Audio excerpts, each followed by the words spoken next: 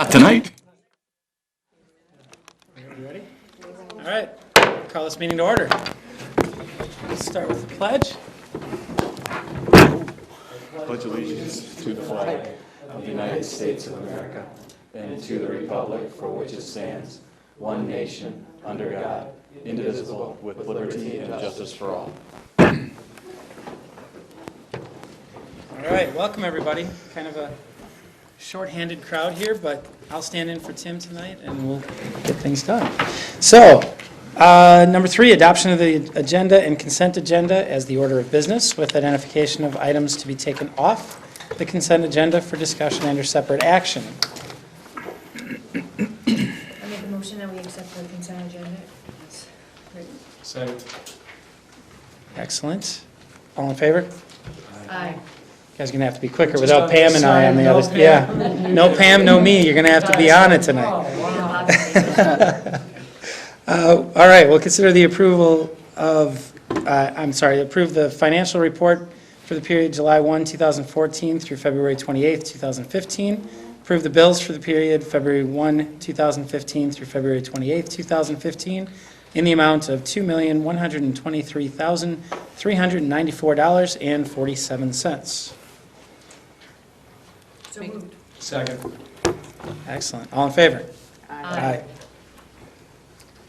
All right. Number 5, the Board and District Leadership Team Strategic Planning Legislative Update. Carrie? Yep, actually, we had our legislative breakfast yesterday, and Dan, Tim, and I attended the meeting. Our legislators were able to give us an update on the budget. They did state that if there was any new revenue in the budget, one of their priorities is K-12 education. And we did reiterate to them how we would like to see that $150 per student put back into the budget. And they did say that that was something that they were going to actually support if the revenue was there to be able to do it. We also talked about working on reinstating the course options rules back to where it was 2 years ago, which would be a good thing because then we can start opening up those options again as we had in the past. We also talked a little bit about a proposal to give more local control to school districts as far as the school starting date goes. And there is actually a bill that we were able to look at that allows us to possibly start early if we would have more than 20% of our students take the AP test, be involved in some type of an AP course where they would take an AP test. And the reason that is because the AP test is given the first week in May. And then you have that whole month of learning that the students lose when you can't start school until after September 1st. We did talk about how that might be a good thing and it might not, and I'm not sure if the bill will go anywhere, so we just had a conversation about that. And finally, we had a brief discussion about the accountability bill, AB1 and SB1, and that conversation actually didn't go very long because that bill now has been stalled in the legislation, so it's not going anywhere. Probably the biggest part of our conversation was about budget. Am I correct, Dan? Yes. Yes. All right. Thank you. Anybody have anything to add to that? Questions? Questions? All right. Moving on to number 6. Jill Preissner is here from LTC to talk about the Plymouth Youth Apprenticeship Program. Yep. Hi. Hi. How are y'all? Good. Good. Well, I'm glad to see you, man. Reach quorum, as Mary said. So, I'm here tonight.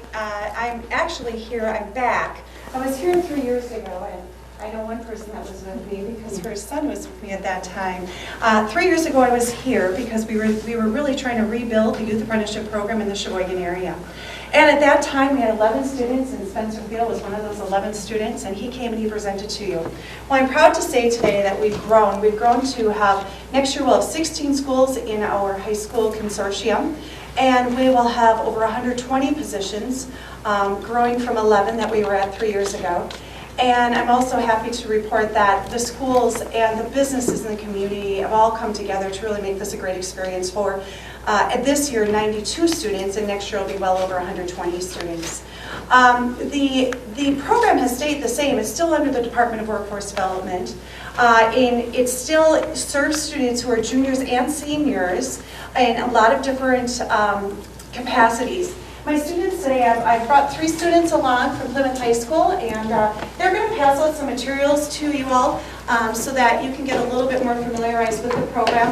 One that they're going to be passing out is a fact sheet, and Hunter is that. The 2 that Michael will be passing out, the trifold is a brochure that we give prospective students and parents.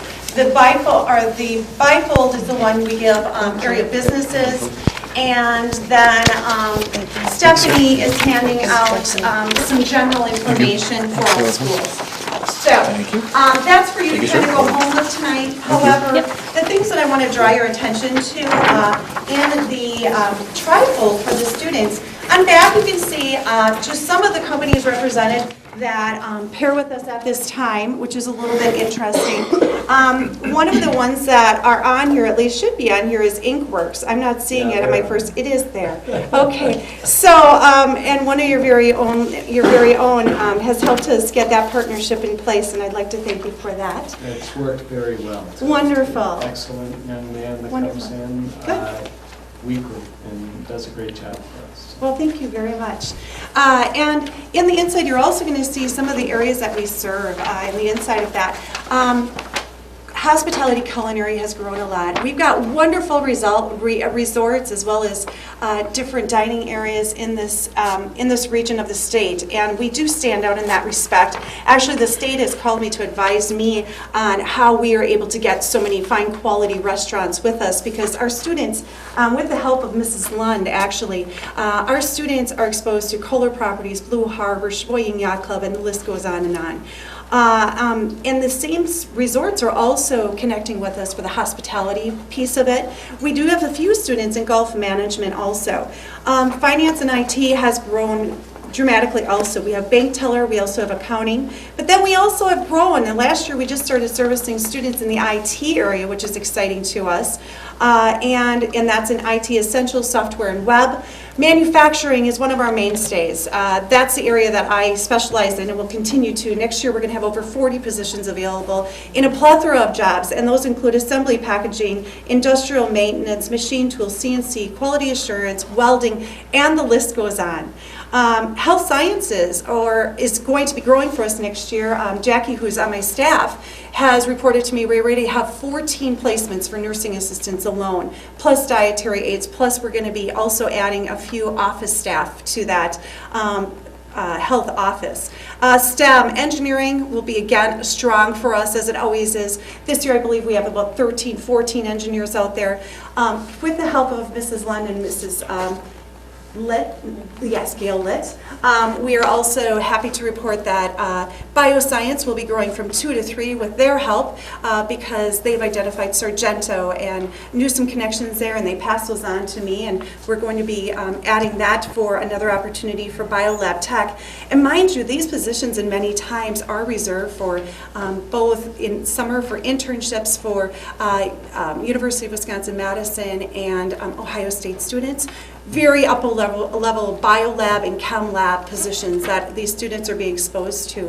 In egg, next year we're going to be growing an egg too, to crops but also to animals, so vet science as well as dairy. And transportation, we're going to have auto tech, but this year and next year we're going to be growing into supply chain management. So really exciting stuff. And construction will be our last area. That's so new it didn't even make our brochure yet. But we're going to be growing into construction as well as into architecture.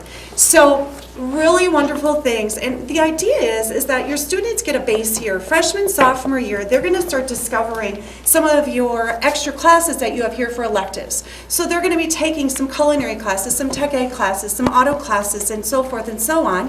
And they're going to discover, gosh, do I like this? Do I want to find out more?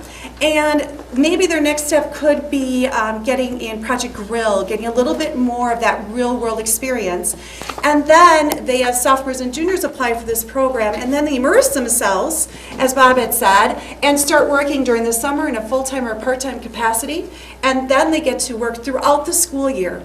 The program is that they need to work 450 or more paid work hours. 200 of those can come during the summer. They can work more, but only 200 can be applied to the program. And then on top of that, they need to take a class that's relevant to their occupation each semester. How do they do that? Well, you guys have a lot of wonderful classes at Plymouth High School. You're very fortunate. So a lot of the classes can be taken here. However, they can also be taken out at LTC to get college credits. And I hold a grant which pays for that tuition at this time. Just read next year's grant. It's also going to be allowable for next year's grant. So that's exciting to us. I am the only region in the whole state that uses my grant money for that. Everyone else uses it solely for managing and helping the schools, which I also do. $100 per student is actually put back into your school for every student that comes out for a program and that makes it into our program, to help with staffing, to help with gas costs, to help with substitution costs, all those things. Because Connie and her team actually are very strong supporters of the program, and it takes a lot of time out of her staff time and prep time, really in order to make sure that the kids have a quality experience. So we help your school a little bit with that. And also, the other consortiums in the state really use those funds to pay for my wages and my staff's wages. I'm fortunate. I have LTC supporting us fully, and well, how can't they? We've grown. We've grown. If everyone's programs, we grow that much, I think our school might be busting our seams a little bit. So that's exciting stuff, though, and that's what everyone likes to see, including the schools and LTC. So the students also get elective credit every semester. I'm going to introduce you, yes, Mrs. Lund officially. She is your liaison here at your high school. She's a really important part of our team because she helps guide us. She helps set some new rules. We've really changed it a little bit with all of your help. There's a Mrs. Lund at every one of my 16 schools that comes together 4 times a year. We meet and we talk about how to improve our consortium. And how many applicants do we have for next year, Mrs. Lund? 18 or 19. 18 on one. Yes, so she's working, and who are the main people you work with at Plymouth High School? Greg Gritt, Jake Sherman, and Bo Biller, and June Winkle right now all have students that they're also helping to mentor. And then we have Ag next year, and also IT, which is a new one that's we have students in. So that's really exciting, and I have to get my head off to Mrs. Lund because without her excitement in the school, I don't believe you would be where you are and the students wouldn't be where they are. So I really appreciate that, and I also appreciate the high school and the principal and everyone else on your team, because you guys are the shining star I always hold up, and it's not just because of your attendance at your school is high, because I have other schools with higher attendance at their school, but you have done it in a really quality manner, that you have taken staff time and set that aside to make sure that that quality experience is there. Myself and my staff take 20 to 30 hours for each individual student to make sure that they're a success. We do that through grading conference, which Mrs. Lund and that team of people she talked about attend. We attend in person 3 times a year. We get together and we talk about, how's your experience? How are you doing? How are those skills being met? How are your hours doing? We help manage all those things. Bob's going, yes, yes, yes, Jill, because I've seen it. But we help hold everyone's hand in this process to make sure that it is as simplistic as possible, making sure the quality is there, because we want the business to have a great experience, we want the school to have a great experience, but we also want the kids and their families to have a great experience. So it's holding a lot of hands, but we're really happy to do that in order to have a great outcome, and that's what we typically do. I'm going to have my 3 students step in front of you real quickly, and they're going to tell you who they are, where they work, and what they do, so that you guys can get a better sense of coming right from the students. All right, well, I'm Michael Birnbaum. I'm a senior this year. I've worked 2 years at Valrath now. It's based out of Sheboygan. And I pretty much I work with the engineers and the drafters at the company, and I go through and do dimensioning, model changes, bill of material changes, tolerance stacks, and it all kind of goes into the project that you're doing on what specifically you have to do. But it helped me learn what I don't want to do a lot.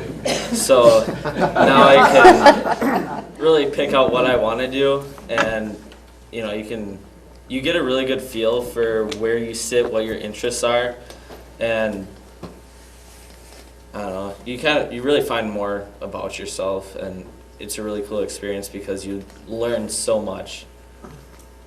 Hi, I'm Stephanie Thiel. I work at Johnsonville Sausage in the microbiology lab, so I'm in the STEM portion, or the biolab science that Jill was talking about. I work in the microbiology lab most of the time, but sometimes I transfer over into the chemistry lab too. On a daily basis, I do various testing like environmental testing, carcass swab testing. I go out in the plant and I swab for listeria and various items. And on a daily basis, I'm doing the same quantitative tests that microbiologists are doing. So ones that have gotten the 4 to 8 year degrees standing right next to me that have had many more years of experience, I'm doing the same thing as them. So it's a really cool experience. And then, as Jill also said, when the Madison and Ohio State interns come in, I'm already 4 or 5 steps ahead of them because I'm doing this as a high school senior. So it's a really good experience to put on your shoulders and to have on your resume after you graduate. Is this your first year in the program? Yes. All right, I'm Hunter Gruno. I work at Kohler Company. This is my second year. I'm a welder, and currently throughout my day, I do many various jobs, I would say. I don't specifically weld all the time, even though I like to. I switch off between a mechanic, an engineer, a machinist. It's really nice to be able to do different things at different times. And it really, obviously, like Michael said, I know what things I don't want to do, but I do know for sure that I'm going to be a welder. I mean, this program really helped me set my life. It changed me, who I am. I used to be a pretty snotty, bratty kid or whatnot. Now I'm pretty good now. I mean, I've made a lot better choices from being in this program, and it really set my life straight because now I got a state certification in welding, in stainless steel welding and stick welding, so I can go out right now and get a job wherever, and that's really set me on a career path, and I'm ready to go. Another thing that sets the Sheboygan Area Youth Apprenticeship Consortium apart from others in the state is the state says our students have to be eligible to graduate. Well, as we know, that could be a D-. And do we allow anything lower than a C in our high school classes? No, we don't. And all the high school counselors and your liaisons monitor that throughout the year. And then they get a hold of me and say, hey, Jill, Bobby is underneath, right now he's getting a D+ in stats, or whatever that class might be. So that liaison's going to call him in and say, Bobby, that's not okay. You know, the Sheboygan Area Youth Apprenticeship Consortium has dictated from the beginning that you have to get C's or higher in all of your high school classes.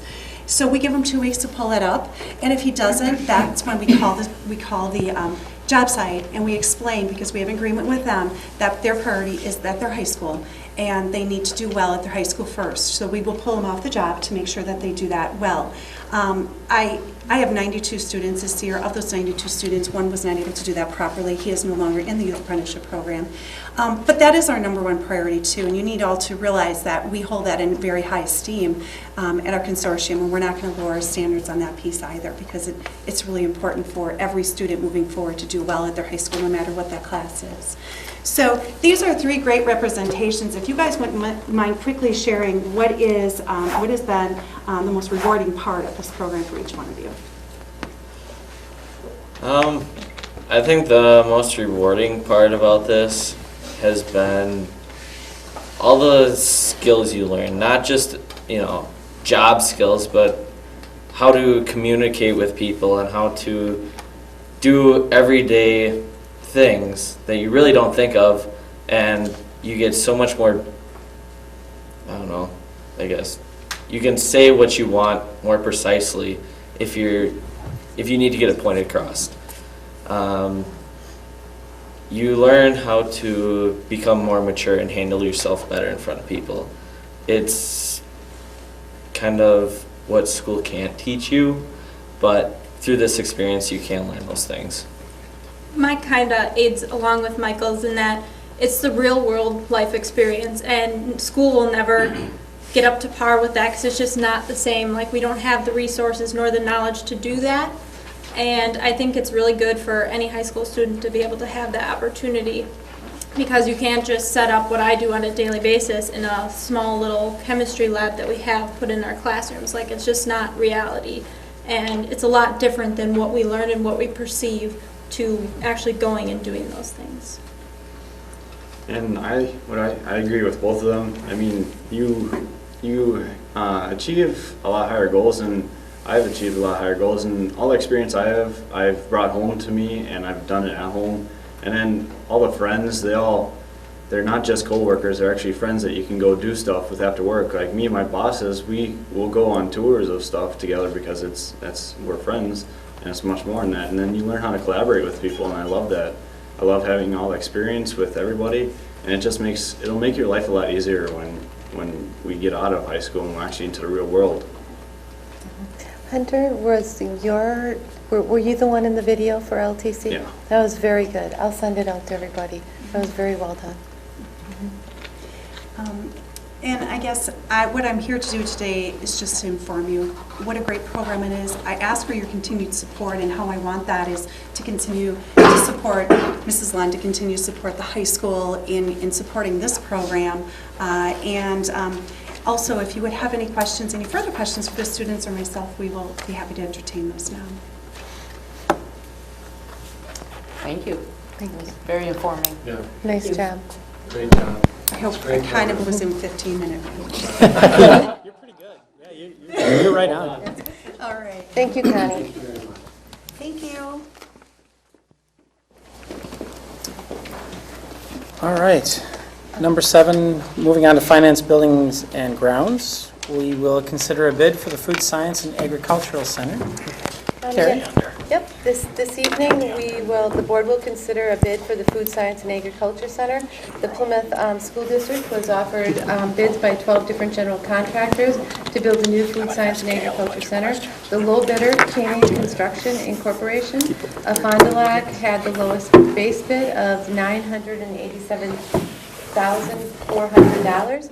The administration of the school district and its architect are recommending acceptance of this bid, adding alternate bid 1, which includes all science casework, of $44,554, alternate bid number 2, which allows for the connection of the sewer line to the east end of the property, a savings of $2,976, and accepting a voluntary alternate bid offered by Canning Construction, which substitutes precast sills in lieu of cut stone, specified a savings of $15,000.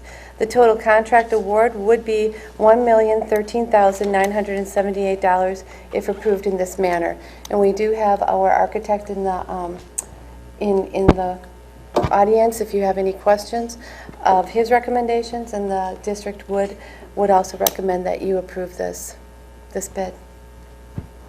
All right, we'll need a motion to approve that bid. So moved. Second.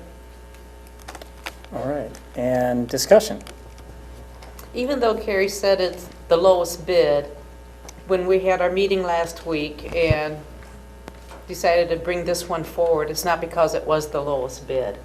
It's the quality of work that he's done in the past, and yes, because it was lower also, but his insight to save $15,000 on changing the outside brick to something else. Mhm. So. It was lowest, and it was a good bid. And there was some discussion in the committee of the whole on the sewer savings. And did we ever get an answer as to why there was such a difference between the other bidders? It was a much higher discount, much lower on Canning's. Of course, you have to consider where they were starting out with the base bid. So, Okay. Yeah, when you consider the next person gained about $40,000 more, coincidentally, they had the same, only a $500 difference going to the east on the sewer thing. So that's the variables that happen with What happened to these areas. So it's really some of their initial assumptions and then what they're subtracting. Right. That makes sense. And this, the $15,000, the substitution, can you explain exactly what that substitution is? Yeah, it was a voluntary alternate, like Carrie read there. and it was substituting precast sills in lieu of cut stone. So around the building, we have basically, it's a brick building, and where we have the windows placed, the sill of the window, there's a band that goes around that separates, just an aesthetic look that separates the building into bands. And we had specified a cut stone, and we saw that there could be a savings there by using a precast product. So it's going to look the same, it's going to have the same shape and so on. And, you know, other than an architect or another engineer wouldn't know that there's a difference. And longevity or life, or that sort of thing? Right, should be it's fine. about the same. Okay. Good. All right, so we need a vote. All in favor of accepting as read? Aye. All right, we're moving forward. All right, item B, update on the Plymouth Booster Club restroom and concession stand initiative. Mr. Grant. Good evening. Back for year 7. Seems like yesterday when we threw the first stone down there to start building things, but we're year 7 of the agreement that we went into, the Plymouth Athletic Department along with the school board. I think last year I gave you kind of a little more of a detailed review of it all, but I think you're all aware of it. It was $84,000, basically a loan from the school board to pay off a $44,000 loan that 3 of us coaches had taken out to start construction on the building, and then $40,000 more to finish off the construction and pay off our $44,000 and get our wives off our backs for doing that. So the $84,000, we started out and we agreed over 10 years to pay it back, and we're at $17,875 coming into this year, and I have a check to give to John for $4,500 from Booster Club payments for this year. And again, each year we recalculate whatever balance is remaining to continue it out over the 10 years with the idea that we were able to knock a bunch off the first few years extra in order to lower the payments for the clubs themselves. As you can see, the clubs have been basically knocked in half. And we do have a number of brick orders. If you're familiar with the buildings, there are bricks on the side that people have purchased in memory of people, or just in lieu of people's accomplishments and so on. We did put an order in, but that has not been received yet this year, so that's going to have to go on next year. So, and we do have 20 or 25 bricks that are going to be going up. If we wait till we have at least 15 to 20 of them, we get a better deal on the printing of the bricks, obviously. So we waited till this. So next year we'll have a little more above the required payment of $4,460. Should have a little bit more next year. All right. So Wonderful. bricks are still for sale? Yes, bricks are for sale. Yep. Same would the forms on the someone- website, school website. That hasn't changed at all. The same company is still in business doing them.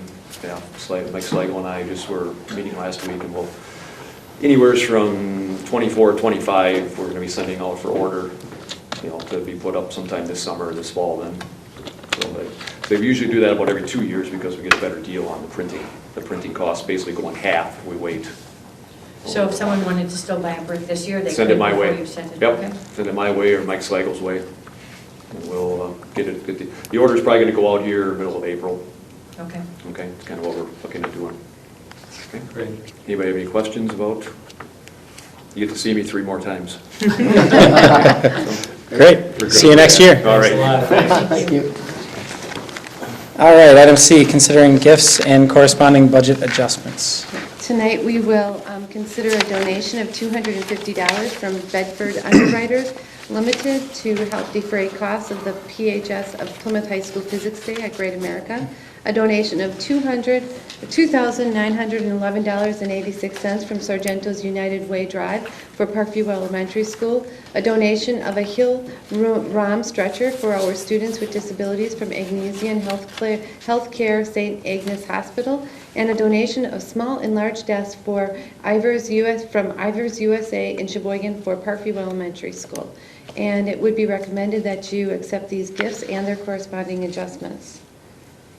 So moved. Second. All in favor? Aye. Aye. All right. Item 8, policy. We will consider a second reading to board policy number 345.14, technical excellence higher education scholarships. And if we'd like, we'd need a motion to waive the second reading and approve this policy, and it can be one motion. I make a motion that we waive the reading of this policy And approve. and approve it. Second.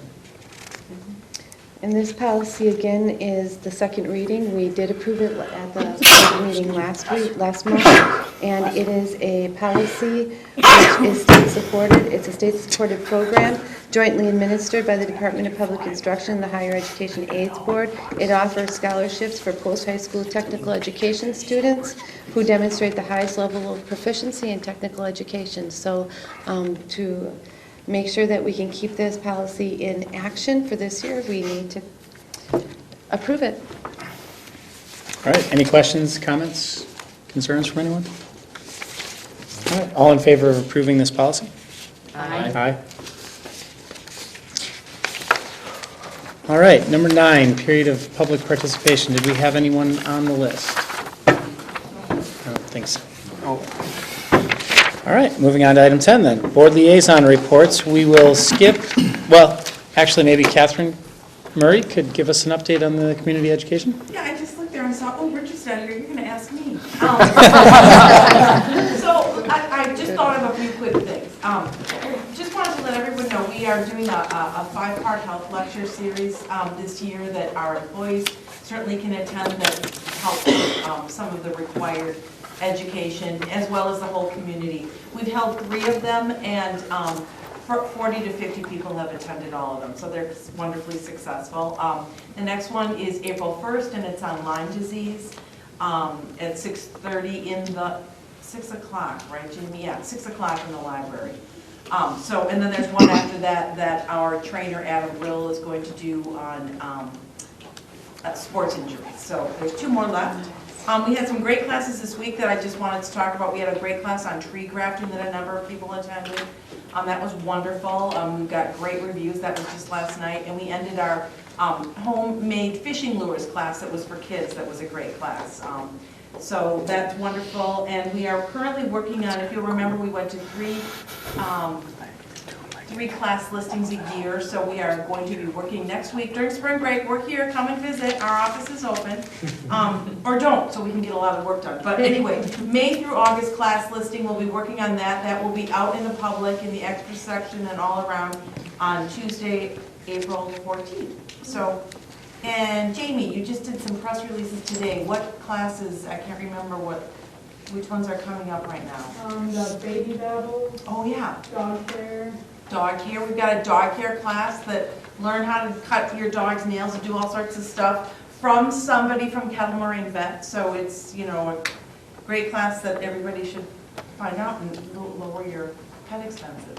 Yes, and one of our, Carrie Nickel, who is a speech pathologist in our district, is teaching a class from baby babbles to toddler talk. So it's teaching parents and others how to promote talking. Caution, once they start, they don't stop. Yes, I know. I can go. Until they become teenagers and then Yeah, they don't get any of Little boys. I don't know anything about them. All right, Let's keep going. thank you for that.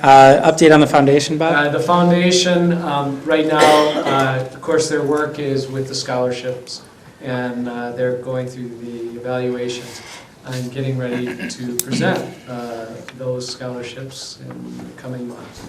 The big piece of news that came out of the foundation meeting is the launch of a new campaign that they're putting together in association with the alumni group, kind of a pay it forward campaign. It's really going to be a lot of fun. They're trying to involve the community in a lot of different aspects, and it's something we should all look forward to. I think that kicks off around the homecoming season, so it should be good. Did I miss anything? You were there too. I was there, no. Yeah. The Pay It Forward is going to be in a couple different phases. There'll be an alumni-oriented phase that'll start September 1st, kind of a fundraising class challenge that'll be hopefully announced over a lot of the social media as well as throughout the community in other ways. September 1st to September 30th to see which alumni class can raise the most money. And with recognition at homecoming, it all will culminate homecoming week, and we're hoping to involve all the elementary schools, as well as if the parochial schools would like to get involved, as well in the Pay It Forward campaign, and get everyone involved in the homecoming week. So more to follow. It was pretty exciting, yeah, it really is. Cool. Item C is Pam's. Do we have anyone else that could do a Family Resource Center update? No. No? All right, we'll move on then. Professional Development Council, Sally? I could. He said no. Okay. We met earlier this month, and at early release at the high school, everybody will be working on mini lessons. They'll be doing that all together. At the Riverview, all fifth graders will be together at first, and the math, 5 through 8, will come up to the high school, meet with the math teachers. Special ed will be planning for next year. And at the elementary, they'll be doing building goals all together, and then separate doing the personal goals and unit development. Also at Parkview, they'll be doing special ed conference addressing the whole needs for the special ed students. And that's it. Okay, thank you. Item 11, Personnel, Carrie. Yes, tonight we actually have 2 retirement requests. The board will consider the retirement of Charles Salibi, high school science teacher, effective at the end of the 2014-15 school year. Charles has been in the district for 25 years. And we will also consider the retirement of Michael Nee, a 4th grade teacher at Parkview Elementary School, effective at the end of the 2014-15 school year. Mike has been in the district for 26 years. I know, lots of years I'm losing there, but thank you to both of them for all their years of service, and we will need to approve their retirements. So moved. Second. All in favor? Aye. And I just want to say personally to both of these teachers, thank you. My kids have had them, and when Mr. Nee transferred over to Riverview, I was involved in his classes. I think it was that first year that he was over there for a period throughout that first year, and just a great teacher. So both of them. Yeah, we will miss them both. Yeah. All right, and item C, we'll consider updates and changes to the 2015-16 Support Staff Handbook. John? Sure, I'll go through them very briefly. Obviously, we need to change the dates in the book. We're looking at moving one sentence regarding new employees bearing the full cost of their training and fees to obtain initial license or certification. Just for clarity, putting it under a heading payroll and employment forms, where they would most frequently look at the beginning of their employment here. An error in the previous document regarding essential staff. Previously it said, reference page 20 for clarification of essential staff personnel, and it was never clarified on page 20. So we removed that sentence and simply added the statement, essential staff shall be designated by the district administrator prior to the start of each school year. Essential staff is the staff that's required to report on snow days, to keep the schools open, and mostly on weather emergency days. There's a proposal for a new personal training day. This day would allow all support staff to request a day's paid leave to pursue an occupational or professional growth training opportunity at their own expense that is pre-approved by the district administrator. And they would have to show evidence that of the class and workshop they want to attend, as well as proof of attendance after the workshops to be compensated. And they would have to schedule that day with their supervisor like any other personal day. It'd just be sort of a day that they can advance their career on their own and still get paid for it here, not using either vacation time or lost payday. And that seemed to be met favorably when we discussed this at the Committee of the Whole. Yeah. And finally, to change the wages of outside substitutes, in other words, substitutes who are not regularly employed by the school district, increasing their wages by 50 cents an hour from $8 to $8.50. John, we also had an increase in the premium for working actual holidays Oh, that's from correct. 20 to 50%. I'm sorry, I missed that page here. Yeah, actually didn't copy. The employees who were required to work on an actual holiday were previously compensated at 20% premium of their pay. We're proposing that be increased to 50% premium of their pay, or essentially working those days as overtime.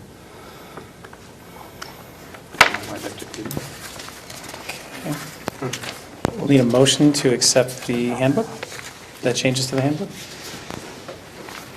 I make a motion that we accept the changes to the support staff handbook. Second. All right. Any discussion of these changes? Questions? That's all what we discussed. Yes, it's all been discussed in the committee of the whole. I don't think there's anything new there. All right, all in favor? Aye.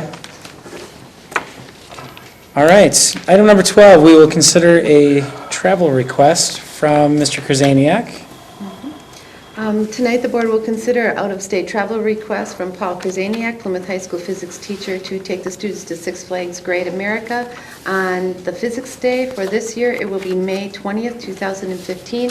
This request aligns with our district policy, and parents and students are responsible for the cost of the trip. I make a motion we accept, or we approve the travel request for Mr. Krasaniak's physics class. Second. I'll let anybody else second something. All in favor? Aye. I would like them to come and take a few of the students and come and present to us what they learned that day. I mean, not that they can't have fun. Of course they're going to have fun, you know, but learning can be fun. It'd be a cool presentation. I think it would be Yes, very so good. I would like to That's a have great that. idea, Sal. Especially when they go around with the to us. GoPros on and do stuff. I mean, they could do a little Great video idea. presentation. That It'd would be be a good. great presentation. So maybe in April.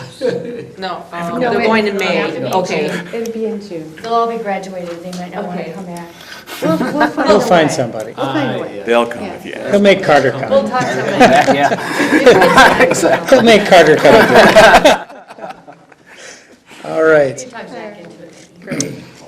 Item number 13, we had no items requested for separate discussion or action.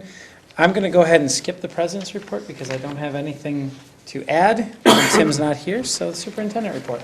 Okay, and I do have a lot to talk about tonight. First of all, I do want to congratulate Herb Stoltenberg, Amanda Gara, Jason Spronick again on an outstanding musical. It was great. I don't know how many people were able to enjoy it, but it was, again, a very nice job. Well done. Also, I want to congratulate Butch Kane, who received Coach of the Year for the Wisconsin Baseball Association, Summer Coach of the Year. So congratulations, Butch. And Elliot Friedel is a teacher who works with in our CDS classroom, and I want to congratulate him for the fact that I did receive a letter from a parent thanking him for going over and above while meeting the needs of her child. And of course, while talking with Elliot, he also credits his assistants Gwen Lair and Vicki Kruschke for all of the work that they've done.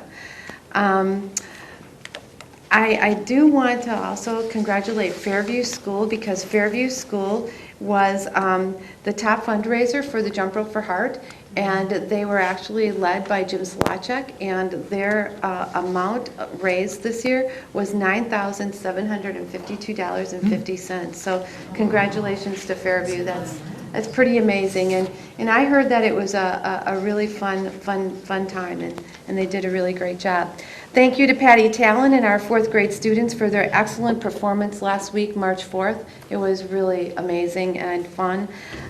We had 22 high school students take the National German exam offered by the American Association of Teachers of German. 2 of these 22 students achieved a gold award, Abigail Phelps and Abby Nicholson, and one, Brianna Wenschel, or Brylan Wenschel, received a silver award. So congratulations to both of them. Our PHS bowling teams made it to the state competition. The girls took 3rd place and the boys took 8th. And Derek Hollick, after winning the Geography Bee at Riverview Middle School, he went on to take the written exam. 100 students, the top 100 students who took the written exam qualified for state, and Derek was one of them. He will now move on to the state finals, and one person from the state finals will go on to nationals. So we really do wish Derek good luck and hope he represents Plymouth well. I'm sure he will. We did have our district solo ensembles last week, and I do want to let you know that we had 150 choir events. And of those 150 choir events, 43 are eligible to go on to state. 230 band events, 52 are eligible to go on to state. And we had 10 piano and string events, and 5 of them are eligible to go on to state. So that's excellent. And I think word is getting out, because it seems as though in between board meetings I receive letters now, positive letters, from parents or community members or others talking about the good works of our staff and our students in our school district. So tonight I'm just going to read to you. I am the head coach at Waukesha North Co-op Swimming and Diving Program. I also happen to be the president of WISCA, which is the organization that high school swimming and diving coaches belong to here in Wisconsin. Part of our responsibility as a president is to find award presenters and national anthem performances for the Division I and II state championships that are held in Madison as part of the championship series for swimming and diving. Your athletic director, Mike Slagle, told me he knew the exact students that would be up for the challenge. Amy Hollick, Maddie Schmidt, Caitlin Clemmy, and Jackie Snow did an excellent job performing their duties for 3 hours on Friday night. I received a number of compliments on how well they did when I arrived at the pool on Saturday for my meet. You should be very proud to have such great students and athletes be part of your athletic program and part of our community. Please pass on my gratitude to them. So thank you to Maddie, Amy, Caitlin, and Jackie for, again, representing Plymouth very well. And as far as upcoming events, we have early release tomorrow, and then spring break starts March 23rd until March 27th. We have no school on April 3rd, it's Good Friday. And on April 13th, we have our Committee of the Whole meeting at 5 p.m. in the boardroom. April 15th is the next early release. And April 21st is the next school board meeting here in the amphitheater at 7 o'clock. That's all I have tonight. Excellent. Anyone else have anything to add for the good of the order? I'll entertain a motion to adjourn.